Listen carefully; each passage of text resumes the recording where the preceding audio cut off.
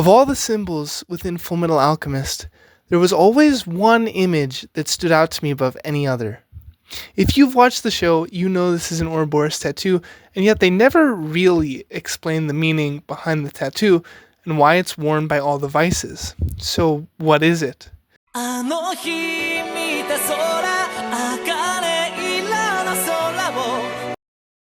The Ouroboros symbol isn't just an alchemical symbol.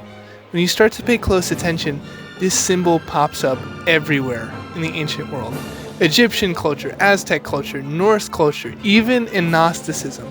So, if it's so ancient and so common, what does it mean, and how did it find its way into this show? Lucky for you guys, I did a bit of digging and went to the library! And there I found a book called The Origins and History of Consciousness by Jungian psychologist Erich Neumann. And of all the things to put on the front cover of your book, what about the Ouroboros tattoo? The word Ouroboros comes from a Greek word meaning devouring its tail. But obviously, we see that by looking at the symbol.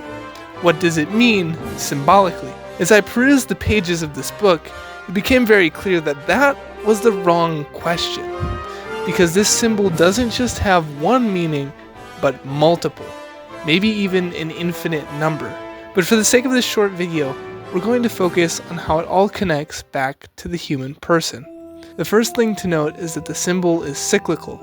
As Neumann says, in the beginning is perfection, wholeness. The original perfection can only be circumscribed or described symbolically.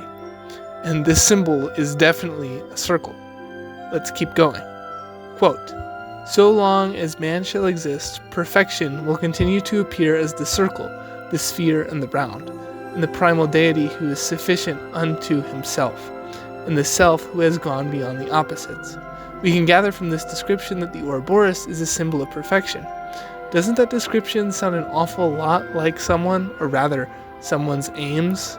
What about Father? Father aims to create the primal deity who is sufficient unto himself. Isn't that obvious in how Father separates himself from the vices? Father is also the self who has gone beyond the opposites, or at least tries to in his aim for perfection. The Ouroboros doesn't just serve as a reflection of Father. It's simultaneously a description of the vices. They wish to be gods unto themselves, without the need of their opposites, the virtues. They don't look for help from others. They are powered only by their philosopher's stones, which are stated to be mere energy. This sets the stage perfectly for our main characters. Ed and Al have a symbol too, a cross with a snake, and above it a crown with wings. This symbol is known as the Flamel. Now what does it mean? A similar symbol, although not identical, appears in the Bible. A bronze snake nailed to a pole.